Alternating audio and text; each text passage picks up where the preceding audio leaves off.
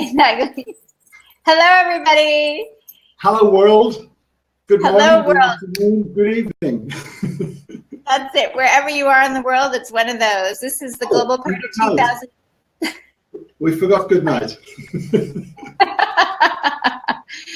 Global Party 2017, Healing from the Inside Out. And we have the amazing Jim Doyle, who is in early morning in England.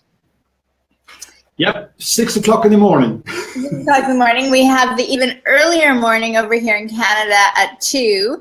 And I just got off with Sonia in Australia, so she's like at 3 o'clock in the afternoon. So she's in the afternoon, and somebody's got to be in the evening.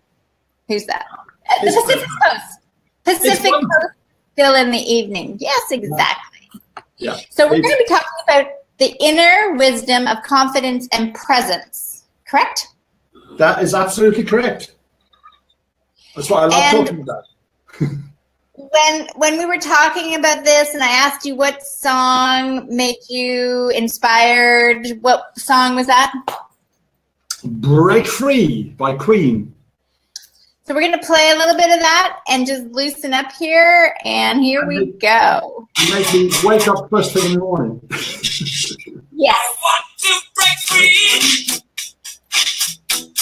I want to break free.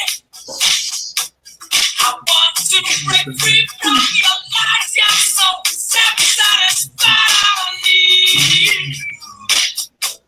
I got to break free. God knows. God knows I want to break free. I've fallen in love.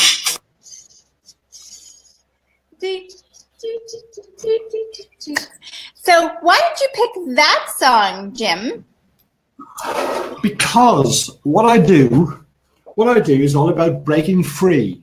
Because what I see is that not everybody, but a large proportion of people are going along with their foot on the brake and not going to their maximum ability. And that's where I was for a very long time. In fact, I was very lucky myself in the sense of the way I managed to change from my potentially farming background to becoming an electronics engineer and working in another country and all kinds of amazing things like that. But there was another part of me that kind of felt held in, and when I was research manager, because you have to remember I'm a geek as well as an energy healer, so it's in combination. It sounds to me like you grew up on a farm, so you're a farm, a geek, and a healer, all very... Yeah, you could put it that way, yes.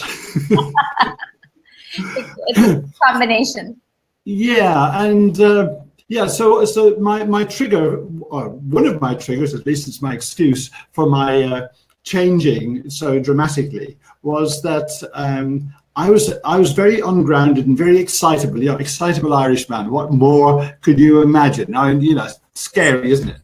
And full of bright ideas, but not very good at getting them across. I'd have this really good idea and I'd be explaining it to a colleague and they'd say, "Yes, Jim, what was that?"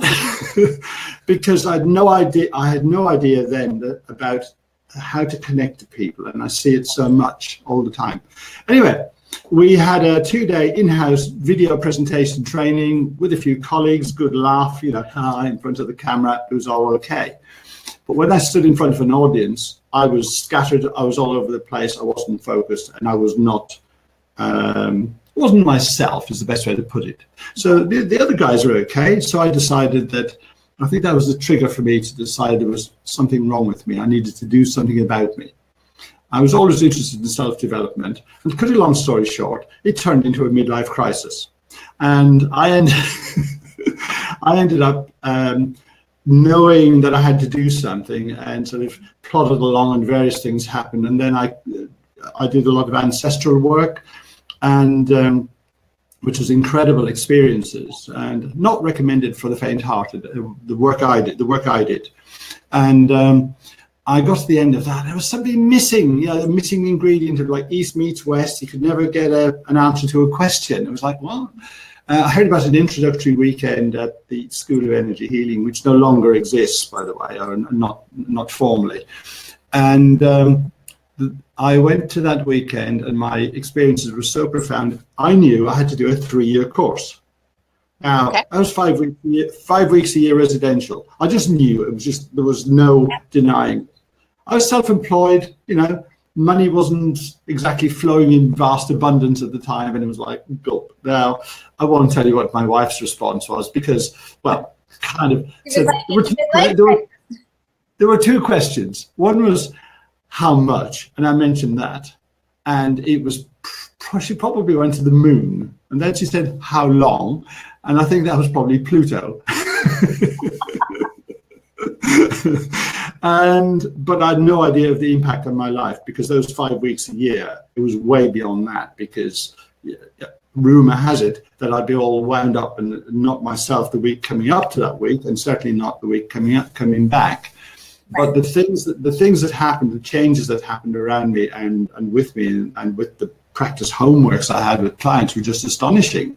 And actually, on one hand, amazing, and on the other hand, quite difficult to cope with, because one of my earlier clients was, a practice homework was a lady in her mid-80s with double vision for years, associated balance problems. Mm-hmm.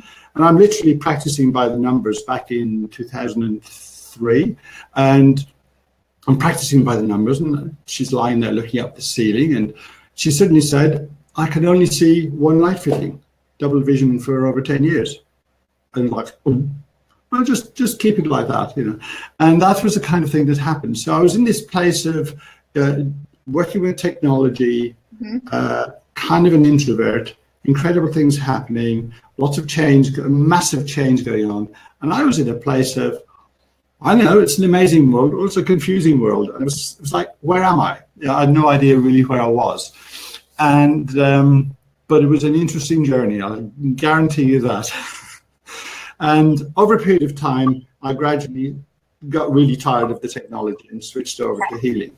But then what I found was I went to a public speaking group and found my original speaking gremlin in there, and somebody said, would you like to do an impromptu speech, Jim? And I thought, yeah, I'd really like to. And this guy said, no, beep. Well, definitely not that. I worked with that. I got long-term speakers saying to me, how do you get so relaxed? You look like you could fall asleep up there. And these guys have been doing it for years. And I'm like, what are they on about? Anyway, so I thought, oh, right. So this works. Gave a few impromptu sessions, like less than 10 minutes, just relaxation sessions when the speaker didn't turn up, and got incredible feedback. And ended up giving a workshop to 180 Toastmasters in Budapest, Hungary, from people from Toastmasters, for Toastmasters across Europe, right, on excellence in stage presence and personal confidence. So that was a shift. That was a big healing from the inside out. You're not kidding. Yes. Oh, it's still ongoing. But that was just amazing for me. And so I've worked with all kinds of people, but one of the things I find is I now know with hindsight is that there were an awful lot of things about being alive that I didn't know back then. Yeah, when I wasn't a communicator, when I couldn't communicate very well. What do you mean about being alive? About fully understanding ourselves and being able to express ourselves. Okay. Yeah, because we can not express ourselves. Think about little kids. Yeah, weddings and funerals, all those little noisy kids. Yeah. Go. They don't care because they haven't got the boundaries that we've grown up with and we've acquired on the way. Yeah, we're all squished in the way, and we end up by the time, more often than not, there are obviously exceptions to this, but we end up by the time we are, say, teenagers or mid-20s, depending on circumstances, we're like a mobile, highway repair kit. We've got traffic lights and no-go areas, and you go this way and go that, because we've been conditioned to, how to respect people in authority, not to upset people, not to be unkind or say nasty things about the religious leader or things. Right. And it's in every culture. Yeah. So when it comes to expression and communicating, and especially speaking to an audience, every little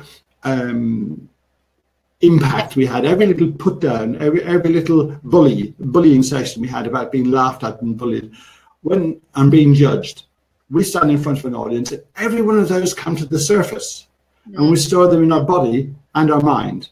Okay. And this whole mind-body loop goes up, and I think, oh, I can't do this. I'm not allowed to do this. And it's crazy. It shouldn't be the case, because ultimately, I'm not going to talk at length about mindfulness just for whoever's watching, but it's all about being now and where we are now and what's actually happening and being able to work with that effectively. But the trouble is that, generally speaking, we're not educated or trained in that way. We pick up our cultural now compared to when I was a kid, because I'm not 27 anymore. We have so much social input through social media, which is it's a mixed blessing. Yeah. So we have an exposure to all kinds of cultures and what's happening in different areas, whereas I didn't actually have that growing up. So we had lovely yawn there. You're doing really well after 19 hours.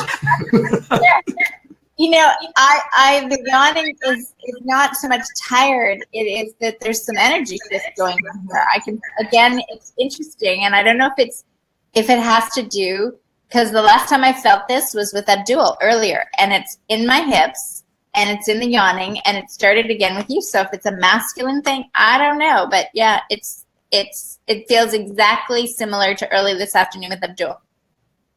Well, fascinating. Mind you, there's only 2 men and 24 speakers. Somebody has to have some masculine energy on it, because you've got to have some balance. So it is. You're probably giving me balance in my hips or something that needs to be. Yeah, I'm very, very intuitive, but I'm not going to try and do it on live TV. Actually, I could really, but there's definitely a sort of tightness on the outside. I have that sense of just on the outside of the joints. It's very, very odd. It's like there's a bolt going through. Yeah. A bit like that. Yeah. Mm-hmm. No idea what it is. I'm not going to try and guess that one right now. No, I don't disappear, but it's interesting that, as I said, it just, I was like, wow, now it's happening with you. I had to say to Joel, I was like, in the middle of his, I was like, I'm not yawning because I'm tired. I'm releasing this energy. Like I was like, it was different. So. But that's fantastic, because when I'm working with people, there's sort of a big yawn comes out, and all this energy just disappears, and symptoms are just gone. And people say, "Well, how does that work?" I don't know the answer. All I know is it does. And even as a technologist, as a engineer, scientist, that kind of area, that there's an awful lot we don't know, and I can definitely go with the line that says, the more you know, the more you realize you don't know. Yes. And when it comes to the world of energy and synchronicity, and it's just astonishing. And by the way, about 5 hours ago, I had a real sense of really powerful, warm energy. I don't know if you picked that up earlier, but I felt it was equinox related. Oh, there's been a ton from my perspective. Like, I had to go to the beach yesterday, and like usually I can go to the water, but I was called to the sand, and I was making sand angels and burying myself in the sand, and actually had to stick my face in the sand, and like I was the sand, and then I had to go in the water, and I was like really grounding all this stuff that I just was, that's all I felt like. It was grounding it all for this whatever's going on in these 24 hours. There's a lot going on. Yeah. Huge amount. I mean, we've got a million meditators thing happening later today, right, too, around the world. There's so much cosmic energy shifting that's going on, and we don't know what it is, but we just are experiencing it. It's incredible. I posted some information from NOAA, the NASA equivalent of the Earth Sky people, and the other week, because there were some massive energy shifts coming on, and those big sunspots, which must be due in another few days' time, as it comes around in 2 weeks, and a lot of people go, "No, does that affect us?" Of course, it affects us. Big time, because for years I've been feeling it. And in the same way, going from the sort of sensitive engineer side. I used to believe in astrology. I went to some classes years ago, and this person was going on and on and on, and there's all this stuff, and it was all so heady, and I thought, oh, rubbish, don't believe a word of it. And then, perhaps 5 years ago, I came across somebody sends out what's going to happen with the moon changes every couple of weeks. And usually it comes out about 3 days before the new or the full moon. And they got into detail of what you'd be feeling and so on and so forth. And I started realizing, I've been experiencing this for the last 3 or 4 days. Yeah, over and over and over again. Not 100%, but certainly in the sort of 80-20 sort of level. And I was like, okay, I knew this stuff was real. Damn it, it's really... It is real. We are creatures of nature. And on that very subject, I was thinking yesterday, I know somebody who, I haven't seen them for a while, but they work some kind of staff in a private mental hospital. Mm-hmm. And I asked them the question, is there any truth in the rumor about putting on extra staff at the full moon? Yeah. And they assured me every time they did, because every time they had a lot of extra disturbances. Yeah. Now, there are certain political correctnesses. You're not allowed to use certain phrases, apparently, these days. But the reality is that we're very much affected by the energy in the planets around us. And one of the other things I got into energy-wise, apart from working with individuals, was actually working with the energy of spaces and properties. Because where a property holds the old energy of, trauma or weird things, right, or the energy is built on. And that's fascinating as well, because that gets into earth energies, which change with the moon cycles, and the equinox eclipses really shift things. Everything just reverses polarity. It's fascinating. That you would like probably is that I've been just in the last week, I've been guided to see the world upside down.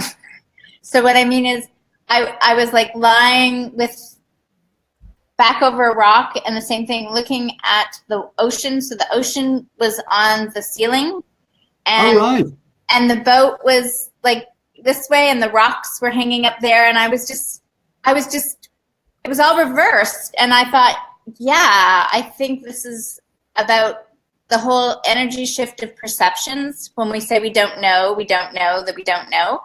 But it was like looking at it, the rocks are up there, they're not falling. And the boat was upside down, and it isn't falling, but yet we have this whole idea about gravity. And absolutely. And fascinating you should mention that. I was speaking to a shamanic friend of mine a week or so ago, and she had been telling me, we were talking about perception. Somehow this came up, and she was talking about a Lakota shaman. She knows of, and he actually said something about, since the eclipse, that the sun had actually shifted by about 20 degrees. Oh, most definitely. I haven't. Sorry, I've had lots of clouds here, and I haven't got a reference point. Nobody noticed it except my friend in Costa Rica, who's very astute. And basically, for me, the sun would rise. I would watch it every morning, and I could see it right outside my door, and it comes over the treetops. So you've got a reference point. Yeah, I totally got a reference point. And I know that over the winter, it'll move down, because where it is about, from, let's say, if this is 3 o'clock, it'll move down to like 5:30, right, by December 21st. But so we had 2 days after the solar eclipse, and it was kind of cloudy. And then the third day, it had moved 1 hour ahead, and I would say 20 degrees south. Yeah.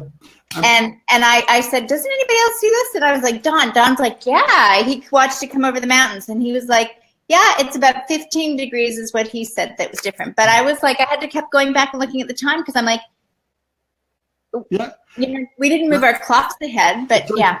Like the seasons have shifted. Everything just was first of September, a couple of weeks ago. Everything just changed just like that. The weather, everything just went really, really strange. And that's around the time I was posting that information from Noah of what was happening in the space-time continuum. That's exciting stuff. Okay. So coming back to people and energy, coming back to energy. So my perception, speaking of perception, is that much of the conventional wisdom and training out in the world at large about speaking and confidence and connecting to your audience is about it's a one formula fits all approach. That is obviously not the case. We know that because we're all just completely different. And in my case, I had my colleagues who are like, yeah, fine, whatever. And I'm going, yeah, not right. So there's people like me, but there's an awful lot of people like me. And some of the advice, audience naked, that's a really bad idea. I know, I never really got that one. No, I mean, don't even go there. And but it's all about being aware of your own energy and how you interact with other people and groups and how you interact in different circumstances. And that takes some internal work. If you've got a challenge and you want to do a good job communicating in all kinds of circumstances, not just large audiences, you have got to be able to understand and manage your own energy. And that may take some work. Right. And it might be easy, it might be knows, it depends. It's a long story. And so what I learned about grounding, so grounding is another one that's often misunderstood. Yeah, I'm grounded, I'm absolutely fine, I'm grounded as ever I was. Well, you can actually test how grounded somebody is by muscle testing, kinesiology, muscle testing, dowsing. Yeah, so are they 10% grounded? Well, I just do it, fingers and thumbs, as it were, just tension on there. I was introduced to dowsing with a pendulum with my mother's wedding ring on a piece of thread when I was about 5 years old. So, okay. Yeah. Oh, there's a Pecha Kucha talk where I what's that? The title is How Sexing Baby Chicks Shaped My Life. Okay. That starts off about the wedding ring and the thread. So there was Pecha Kucha in Cambridge, volume 10, I think it was. Anybody who wants to look it up, it's entertaining. And that's all about the healing and dowsing and so on background I was used to as normal as a child. And anyway, so where was I? I distracted myself. I lost my focus. I became slightly ungrounded there. You were talking about grounding. About grounding, yes. So you can easily test how grounded somebody is. But when somebody says, I'm as grounded as I've ever been, they may well be, but they may well, quite often, is something that's happened to them, 10 years ago, which has scared them. Might be a traffic accident, some kind of trauma, death in the family, whatever, which really scared them sort of out of their body a bit. Yeah. Right, and they don't fully recover. They don't fully recover. And their perception of being fully grounded is that level of that new level of groundedness. It's a bit like the sun shifting. Yeah, the whole world shifts and they don't know. And the extreme version of that is when people retract into their body when they're scared. You get kind of cold peripheral. I've been through that at the deepest level. In fact, I actually been through between lives and I actually felt that happening to me. Well, really freezing cold coming in from the outside. But I'm not suggesting anyone has to do this, by the way. Definitely not recommended. And what happens is you often meet people with really cold hands or they have cold feet. They're usually carrying some level of trauma, and which is like put a permanent energy imprint on them. So shake hands with them and they're like, really cold. I have video testimonials from 3 people who used to have permanently cold hands and feet and really severe, and for 3 years now 2 of them have permanently warm hands and feet. So, and that's simply by getting the energy back into place. There's no no medical process or procedure involved, and actually quite easy in a lot of cases. And it's about getting people to give themselves permission to allow the change back to normality to take place. Shall I repeat that?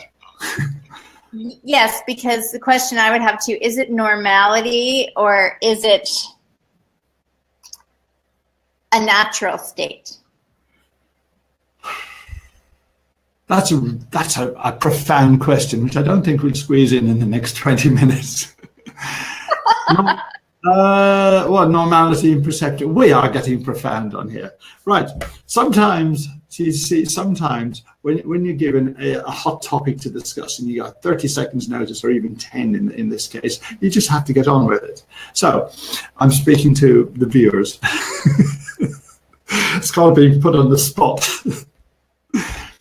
Then when the people I'm thinking of had a trauma, something happened to them, yeah, then new normality set in, but they didn't realize. So they had a big shock at the time where their energy shifted inwards mostly, yeah, and user shifting again, the yawn coming out. Yeah. And their energy shifted inwards, and it didn't come back out again. And they may already have had a tendency to have, say, cold peripheral, or the world didn't feel safe out there from when they were a baby. Yeah? And so they're slightly retracted. Then something else happens, and they go into this safe place, which is in the core, so it's like a cartoon character. Yeah. And they don't necessarily come out again, and that becomes their new normality.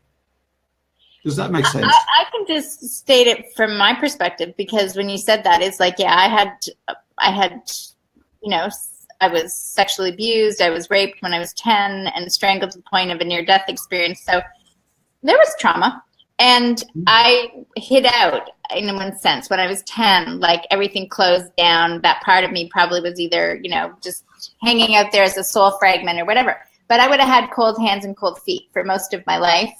No. Until I basically resolved and processed and let go, and then homeostasis, natural state returned in my presence. Your natural state reclaimed its territory. Yes. Absolutely. Well done. Congratulations. Harmonized, of course. Exactly. Because not many people manage to achieve that. You know? As far as I know, yeah, and that's really, really profound and important. And for many viewers, that might be like, wow, that's a bit big and a bit serious. But all this is, I would say, is that these are extreme cases of, or more extreme cases of what is normal. And when we're not fully able to express ourselves, like I said earlier on, that's an extreme example of it. But if you just take the case of, you see somebody giving a talk at a meeting, and they come off stage and they go, oh, God, I'm glad that's over. I need a drink. Yeah. Well, you know, I've seen it. I've seen it. Oh, absolutely. Yeah. And they're not present for their audience. They're not doing the job. They're not present for themselves. They're like, why are they doing it? But the thing is, they don't know any better, because they just don't know any better, or they've been forced into a space socially or whatever it is. Then they have to actually do that. And that's not serving the audience, it's not serving others, it's not getting the message out there. Now, it doesn't matter whether you're giving the company bad news and the figures and whatever. You can always entertain, and if you like, and if you're present about it and put the feelings across and the emotions across. But to do that, you need to be a fairly clear channel. Right. And ultimately, when you have to remember that we are basically, we're still back in the jungle. We're still back in the wild, because we are predators or lunch.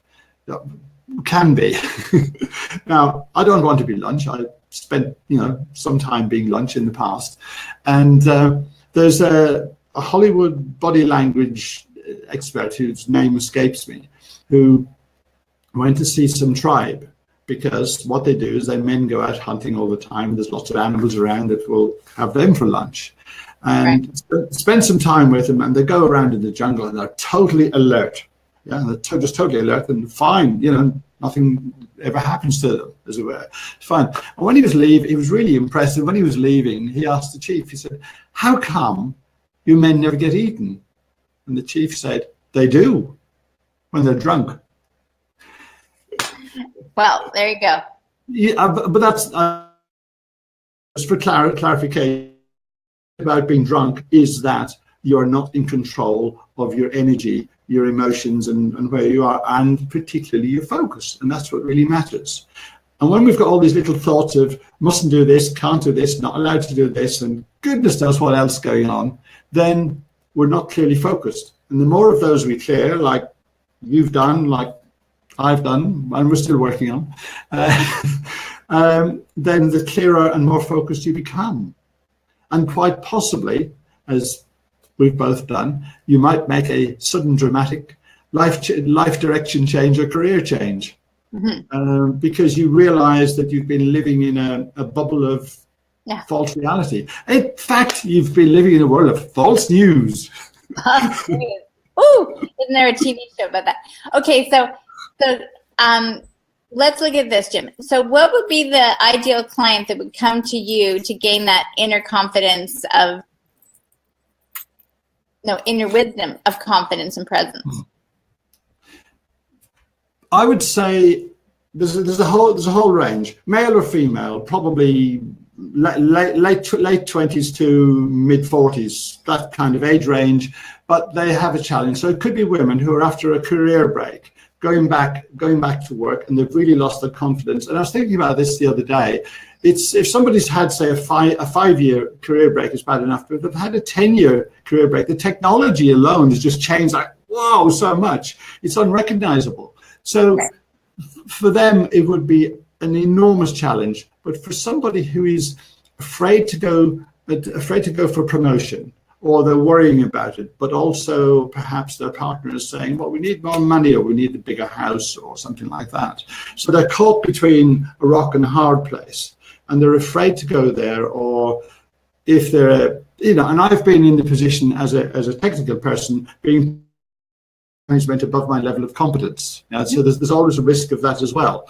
But for somebody who's in the situation of struggling with change, struggling with big change, and being able to fully express themselves, and that express in the broadest sense you can imagine, right? Then they would be my ideal clients. So equally, if you've got somebody who has been promoted and they're going, oh my goodness, where's my snorkel? I'm out of my depth. Right. Yeah, those are my ideal clients. Now, I also work one-to-one with stage fright as well, because I can identify in the same way as the hand trauma and so on. It's the same kind of thing. It's simply something happened back there, and a certain set of circumstances triggers the red light, can't go, the traffic light. And so it's primarily that kind of age range who are struggling to express themselves. And of course, fear of cameras. Terrible, isn't it? On that theory, the reason I ask is because I realize that, we have to kind of wrap up here. And so I want to right. Okay. So what I've done is I have a free gift, right? I'll post the link on the comments after. So my free gift is on that address there. So there is speaking. So the top line. Yeah. I think I have that link on your already. That's the same one. Yeah. And that's all up and working. There's a series of 3 videos on there, downloadable. They're about 15 minutes, and they're educational with some good, deep, meditative methods of getting in touch with some of your major confidence issues, but also talk an awful lot about the consequences of not doing something about your confidence blocks, because they can be enormous and life-changing in a negative way, and we only end up with regrets afterwards if we don't do something about them. But what I've come up with is I have a new signature program, and it is called, down the bottom there, it says, called Reignite Your Life. Woo! Yeah. Woohoo! Exactly. Now, I have the first, No, just little flame. So in late October, I'm launching the first month-long Reignite Your Life course. All the details are on there. It's all on the end of the third video explaining what's on there, and it is phenomenal. It's a month long and 2 videos every week, webinar answering all questions every week, and there's bonuses you wouldn't believe, and then there's a workshop at the end of it, a 1-day workshop, and if you can't attend, it's on live stream. Incredible value, but it's all on the website. And for anybody who wants to know more, get in touch with me. I would keep it nice and easy. Go and see Jim J. Doyle on Facebook. Yeah. Yep. I think I have that link on too. Yeah. So, well, just connect up with me, ask me questions, and if you want to do the Reignite Your Life program or have a discovery session, just simply connect up with me and say, Jim, I want to reignite my life. And you can say it privately if you like. I'll still pick it up and I'll get back to you. Brilliant. Absolutely brilliant. Yeah, thank you. I would wish we had more time, but unfortunately we don't. So a pleasure, an absolute pleasure. Thank you. It's been wonderful. Thank you for joining us so early in the morning, and I look forward to seeing you again soon. Yeah, bye. Indeed. Breakfast time, I think. Yes, go enjoy.